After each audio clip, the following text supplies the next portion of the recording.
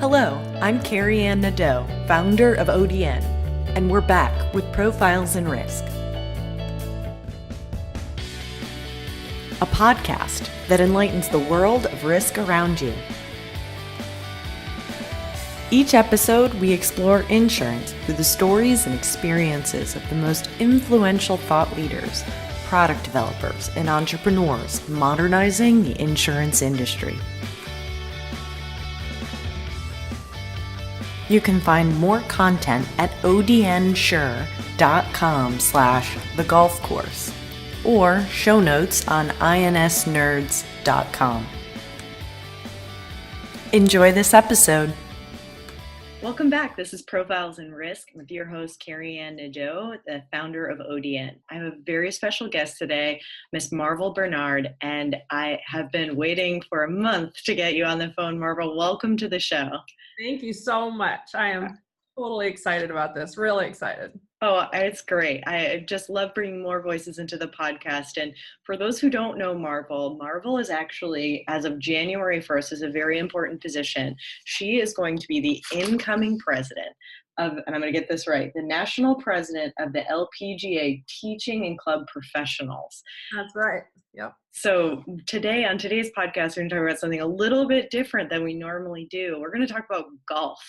So I'm expecting most of our insurance professionals who are tuned in to be like leaning in a little bit like, what's going on today? Let me turn up the volume and get excited. There's a special reason why we're going to be talking so much about the LPGA and your work and golf in particular as it relates to the insurance industry.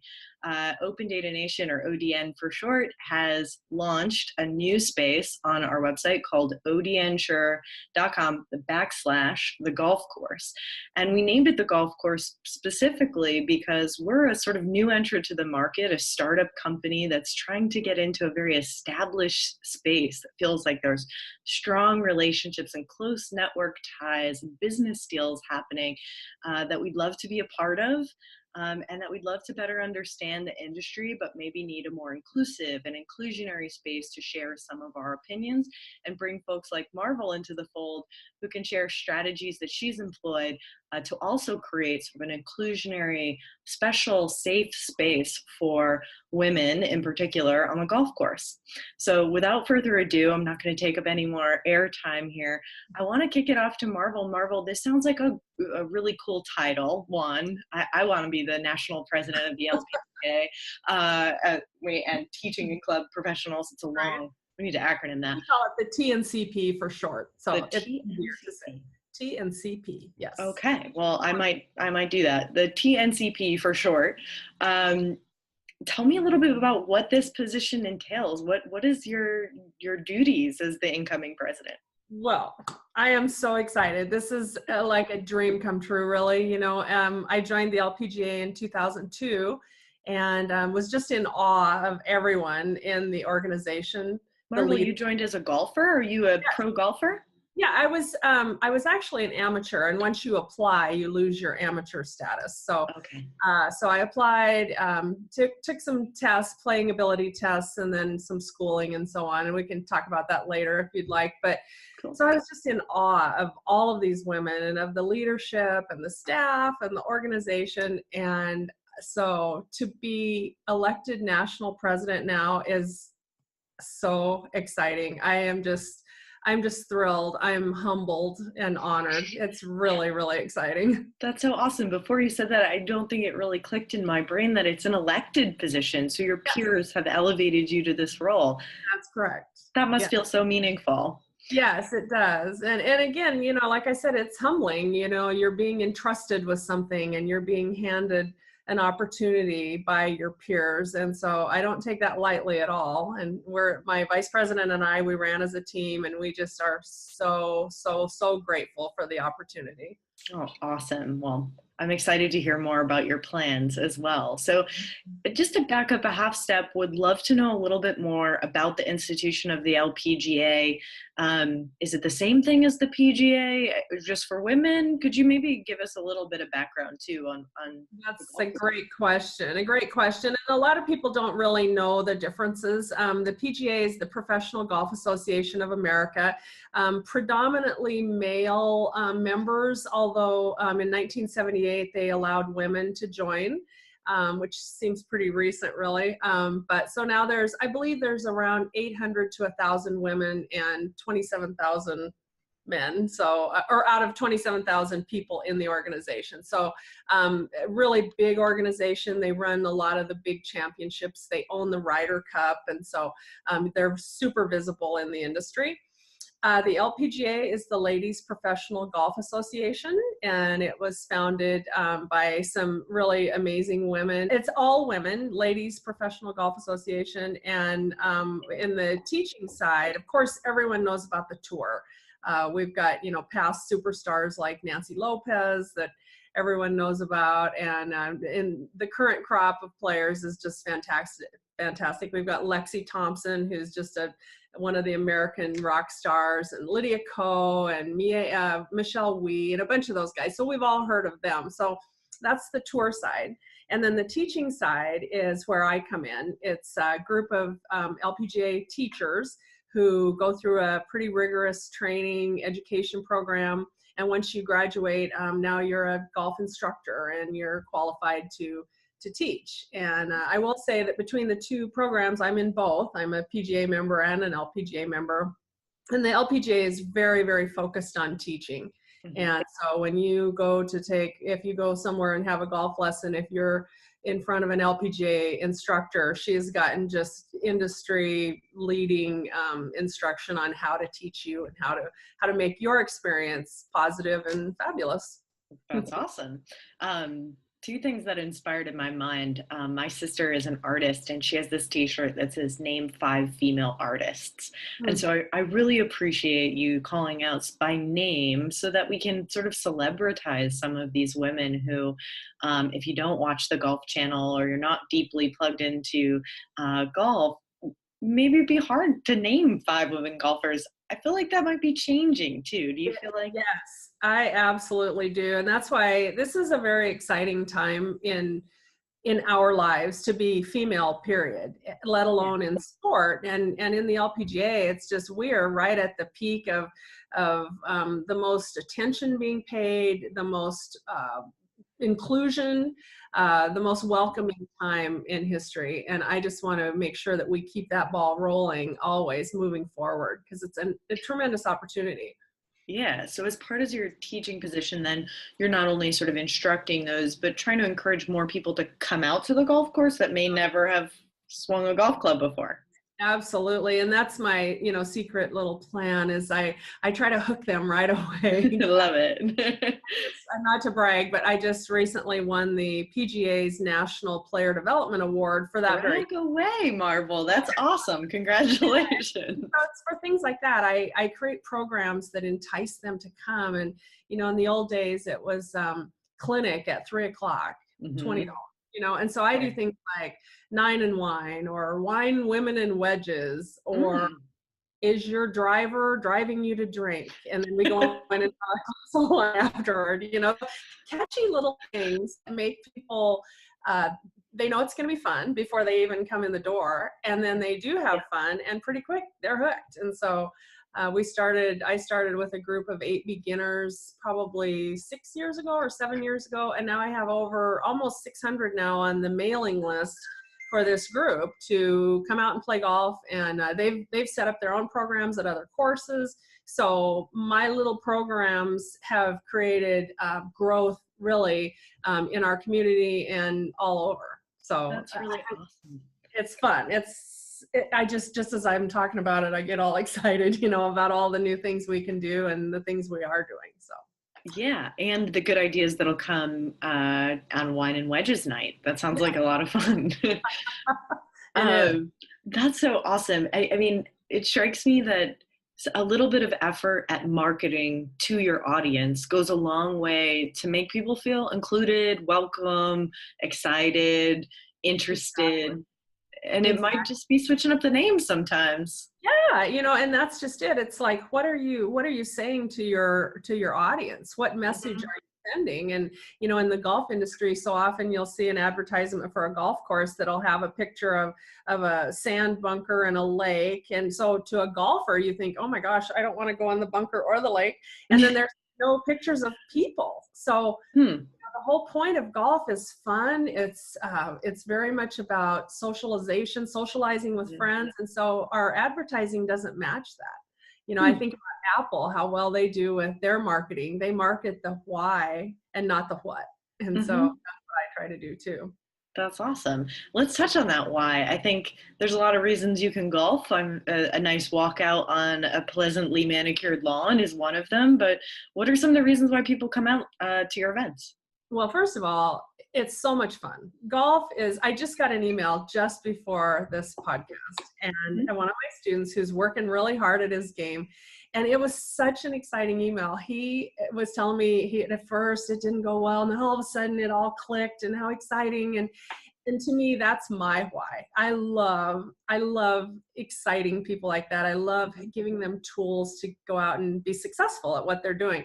But for him, I think it's just the fun, and it's the personal accomplishment. And for a lot of people, it's about their friends. They have a group maybe that they've been golfing with for several years, and they go have breakfast and they play golf, and it's a thing.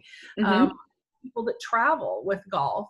And, I just think it's so healthy. You're outside. We're in a retirement community, and I think people down here are healthier than most because they are so in tune with outdoor activities, getting out of the house. And I think that's just really, really important. But the bottom line is it's a blast. Golf is really fun. Well, my question is, how did you get excited about golf to begin with? Was this a lifelong passion? Like, I'm 32 years old. I've been to a driving range to like whack a couple balls, maybe twice. Can I start golfing? Yes, but here's the thing about me that's ironic. I did not grow up golfing at all. It wasn't on the radar. We had there were local golf courses, but I thought, I'm ashamed to say this, I thought golf was just stupid. I thought it was for people who couldn't play real sports. We won't put that as the title of this podcast. No. But I love it. I said that in my award, in the award video, and you could hear people laughing nervously in the audience, but it didn't cross my radar. And that's another thing that's neat right now is there are so many programs to introduce kids to golf. And that wasn't part of it wasn't on the radar back then. So we started, my husband and I, he had retired from being an Alaska State Trooper, and his dream was to live on a boat. And so we began boat life. And when you live on a boat in Alaska, you want to be in Arizona in the wintertime. So that's how we started coming to Arizona. And I don't know how many people can empathize with that story. Right? There's a whole couple drinks to unpack that story, Marvol. It sounds like you've lived quite a life. Yes, we've had a really interesting life, very fun life. But so it found you in Arizona, though, on a golf course. Exactly. So my husband thought, it would be fun to try golf. And again, I'm thinking, all right, well, whatever. I wasn't interested really, but we went to this female instructor named Jane Chanick, who was PGA member, and I was hooked from the very first lesson. And I just remember there was a lot of laughing. And when you take up golf for the first time, it's funny, really. But she made it so fun. And I was just absolutely crazed over it. And so from then on, I just practiced and played and achieved pretty quickly. I tried out for the LPGA first and passed my playing test there, and PGA next, and passed the test there. And now I are one, so. Now I are, yeah. That's awesome. I mean, you kind of roll that into such a short time frame, but it probably took a lot of work, effort, focus, passion, commitment. did you start off, do you golf by yourself? Like, how do you practice so much? I practiced by myself a lot. I took lessons, and she was very generous with me. She took me playing events, and so I was really immersed in it. But practice to me was not a grind. It was fun. I couldn't wait to get over there. My husband and I, we would arrive in Arizona from Alaska, and I'd be like, I have to go practice. And he'd say, time. You do? Oh, exactly. And I would often walk on by myself. And this is funny. This was a funny thing about men and women. I would go over to the course and I would say, I don't have a group, but I'd like to just join a group. So they would put me typically with men. And these men would be like, really? Oh, God. Woman? And then I was getting pretty good by now. And so it wasn't that I beat them or wanted to beat them. I wanted to play my game, and I earned their respect, by being out there. And so I think you can tie that right into now, where women are joining, women are being more involved. And once they see that we fit right in, everything's fine. I don't know where that ever got started, but it's really interesting because to this point, I feel like we've talked, just in the frame of the questions that I've been asking and in the frame of your responses about maybe it being a sort of exclusionary space because women don't feel themselves comfortable or see themselves in that position to go out and have the will to try something that's outside of their comfort zone or join a group of men when they may or may not be as skilled athletically, right? But I think there's a whole other frame that you're pointing out here, which is that the space can also be exclusive because of people's direct actions towards even just, you mentioned marketing materials that are not designed for women, or groups teeing off that it can feel uncomfortable or explicitly sort of limiting women from clubhouses. So maybe you could talk a little bit more about, like, how did you get through that phase for yourself? I'm sure there's a lot of women who are in male-dominated industry who'd love to know, like, how do you build up that sort of confidence, and what are sort of some strategies that they might be able to employ to make it themselves? Not only on the golf course when I started, but then in the industry that I've chosen is very, very male dominated and oriented. So I don't know if it's bravery or what. I just felt that I belonged there too. And it just never occurred to me really to not join in. I felt it sometimes, but in a way I just felt like that was sort of funny. Why wouldn't they invite me to come in? And however, I think it takes role models or leaders, again, that sounds a little self-serving, but people who maybe kick the door open for everyone else, and then we can join in and we can play. And now, mind you, by the time I took up golf, Nancy Lopez, all the big names had kicked down the doors so that we could walk in. So it wasn't like I'm the first one that ever did this, but I did feel like I deserved to be there. I had a right to be there. And that's what I try to create for my women at the golf course now, that there's no question that they belong here. They are a tremendous force economically for our golf course. And everybody sees that now, so I think it does take a few well-placed women who are willing to just elbow their way in and say, we're here. Come on in, everybody. So yeah, that's a great question. Interesting. Yeah, I have a strategy where I walk into a room as if everyone in the room has been waiting for me to arrive. Oh, I love that. It feels a little pompous, but it builds your energy to attract other people too. Yeah. It instead of shirking from conversations, it makes you sort of open up and be ready to receive people who probably don't have the same predisposition that you shouldn't be in the room in their minds when you walk in. It's all in your own head sometimes. I think so too. I do think there's some of that. I believe that there's some real barriers that have been put up, but I think when you come and sit down in a space and you expect yourself to be there, I think people just say, oh yeah, of course. I've had that experience in LPGA where originally and at first I felt out of place and an outsider. And once I always call it elbowed my way to the front, oh my gosh, these guys are great. There's no question that I'm there and I belong, and that's not even an issue. It's not a thing at all. But it was in my head when I first came to the door. So yeah, absolutely. And I thank my mother, but I also sort of despise the way she brought me up, in that she has same idea. Like, there's no reason why you should not think that you're just as qualified or just as capable of doing anything that a guy was doing, right? I was a math nerd as a kid, so we had a lot of those conversations about being the only girl in mathletes, and how, you know, as a young kid, that can be a little confronting. But so I love that she gave me that sort of intentional unawareness that I was different. It never crossed my mind.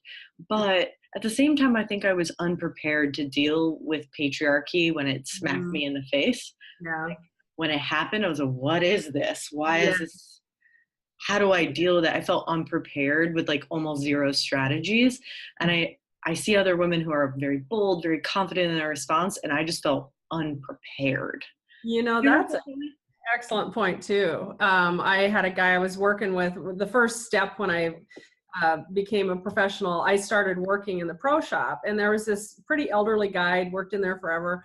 And I was telling him about walking on with a group of guys, and the guys are like, oh no. And because I'm thinking he's going to go, what? That's terrible. And he said, yeah, no, I don't want to play with women either. And I'm going, but you're my buddy. It's not like grandpa telling you you're not welcome here in the living room or something. And I was unprepared too. It was so, I didn't know what to say, and I didn't say anything. So it's not that I'm carrying the torch, but I know exactly what you're saying. Yeah, I don't know that I have a good strategy for that yet. And the sort of Sheryl Sandberg approach, just lean in, is like, yeah, but I was put back on my heels because I was so surprised that would happen. And it happens in so many different ways. Like you mentioned a golf course, but like women's salaries, right? If you find out someone in your job is getting paid more than you are, you're like, wait, that's a thing? Like, I do the same work.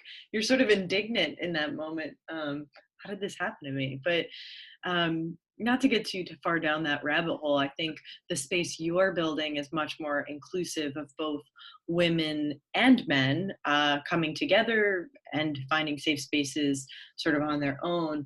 I'm wondering, can you share how you reach more audiences? How do you find people that before this podcast maybe didn't know or didn't feel like golf might be for them? You know, that's a good question too. A lot of what I do is word of mouth. I start with this little group, and then they're telling their friends, and off it goes. But I do try to be a little more creative with that. I've invited women who were beginners in my original class to help me with classes. So what happens there is they have ownership of the success of the program. So they run around and recruit for me. They want their friends and they want their church members to come.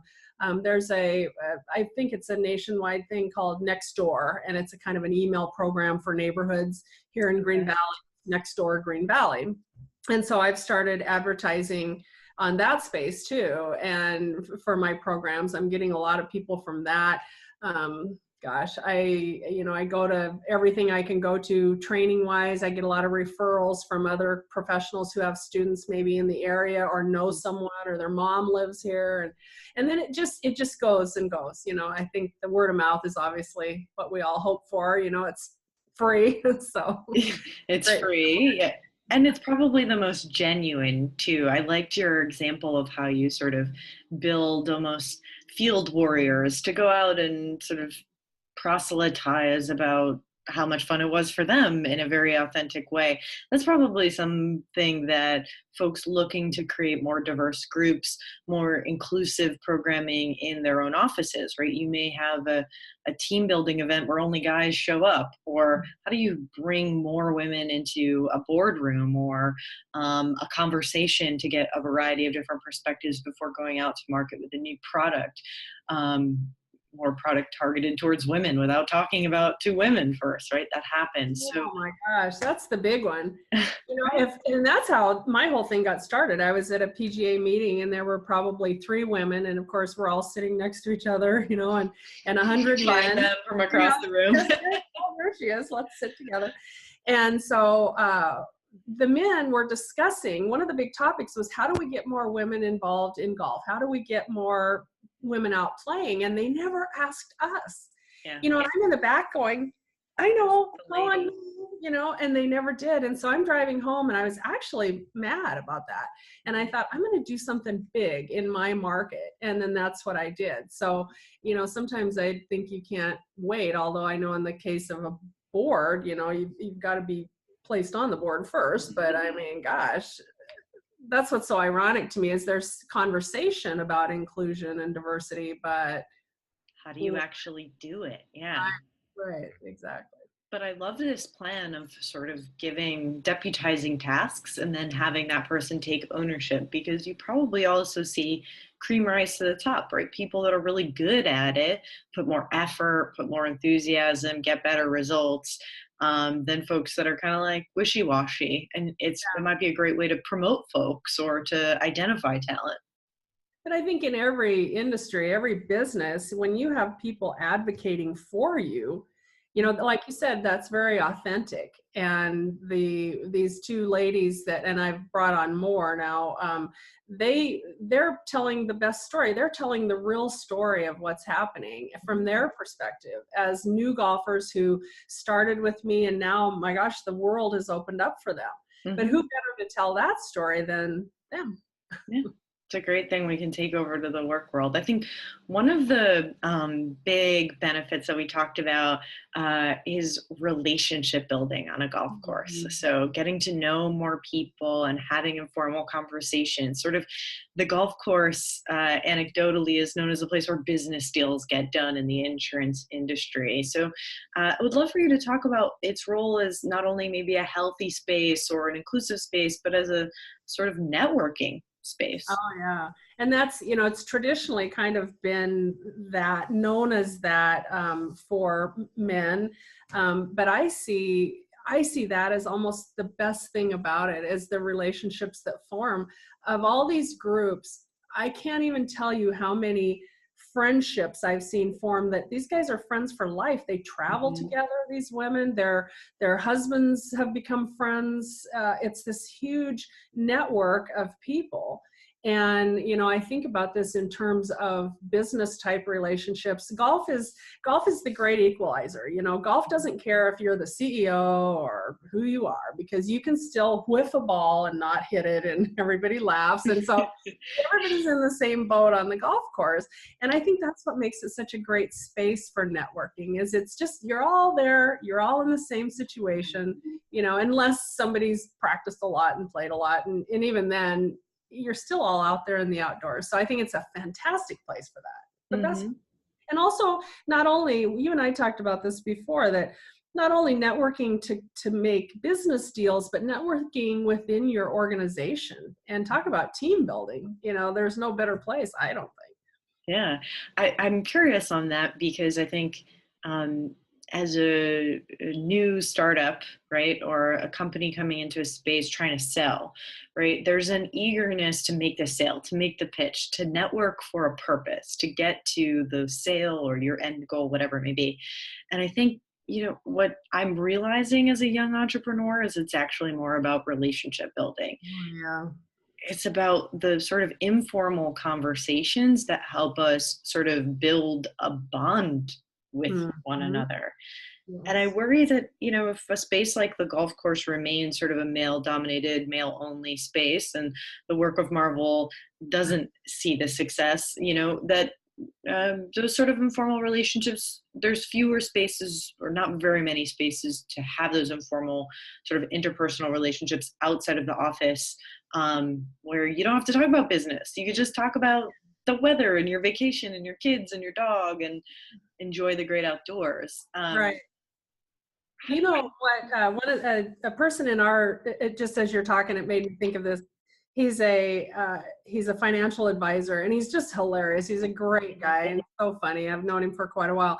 But he sets up these gatherings where I teach the clinic. I'll teach for half hour or an hour, and then they go inside and into the cantina and have a drink, and he introduces his programs and some of his products and so on. And oh my gosh, he's done so well with that. So to me, that's what I think could happen is businesses that want to form those relationships, that's how you start. You just either your clientele or get with a golf professional that has a nice clientele and just start doing some group things like that. Yeah. It's fun. It's a great way to talk about kicking down the door, Right. And that personal bond and that personal relationship growing in an informal space, it doesn't feel the pressure of sort of a formal networking event or a conference where you have 5 seconds to exchange business cards. It feels like and I'm going to steal the way you've described it to me before, as sort of safe space. Would you describe it that way? Yes, definitely. And don't you think, I mean, just this morning, and I'm sure every time you get on the computer, there's ads and there's, you're being sold to constantly. And I am personally very sensitive to that. I hate it, frankly. So if I have an opportunity to learn about something in a place where I don't feel that it's all about that, it's way more fun. And then, you're getting 2 things for the price of one, really. You're networking. I think about conferences. Now this big entity is formed or grown called Topgolf. And Topgolf is sort of like bowling. And everybody's going to Topgolf with their business groups because it's so much fun. And here we go. So it's doing great things for the industry. Yeah, exactly. Well, that's awesome. I want to know more about sort of what you've got planned for 2019, because you're coming in as the president, so you'll have some position of authority to institute new programs, to expand the ones that are working, to advise folks on and share your learnings with others. And so I'm curious to know what you've got coming down the pike that you're most excited about. Oh boy. Well, the really good news is there are a couple things already in place, and we're just starting to really get ready to expand on them. And one is called Invite Her. The hashtag is Invite Her.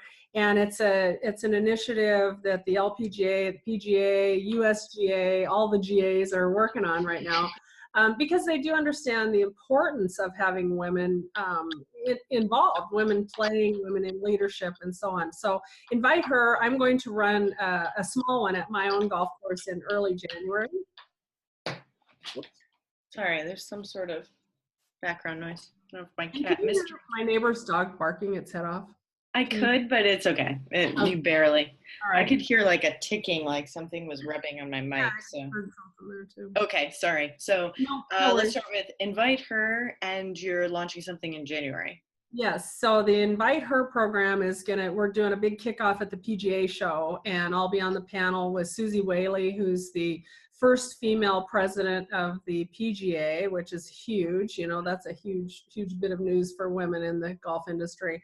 But so we'll be on a panel, we'll be discussing the concept, which is simply that: invite a friend, bring her to the golf course. And it doesn't mean women bringing women, it can be a husband inviting his wife to come.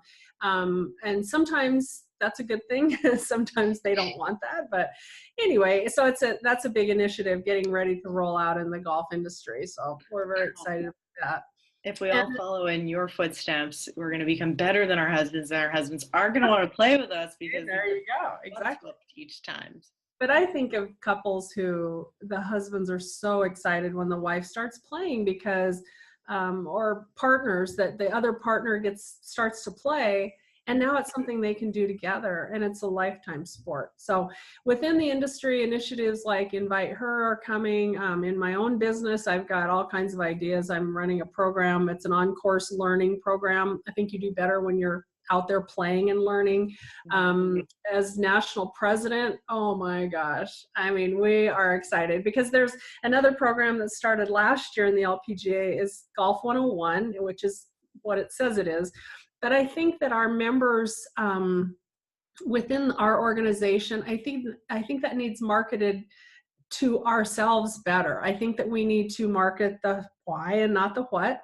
I think the way we market even within to our own members has been can be better. So that's one thing I've developed. I've actually created a media and marketing committee. We've never had one before, and they're going to be looking at just those kinds of things. And I've got 4 absolute fantastic marketers. They're just, I mean, you go to any of their websites and you go, whoa, you know, this is how to do it. So I've got those 4 working together. And so we're very excited about that, and how to tell the LPGA teacher's story to the industry better. So that's a big, big, big thing for me.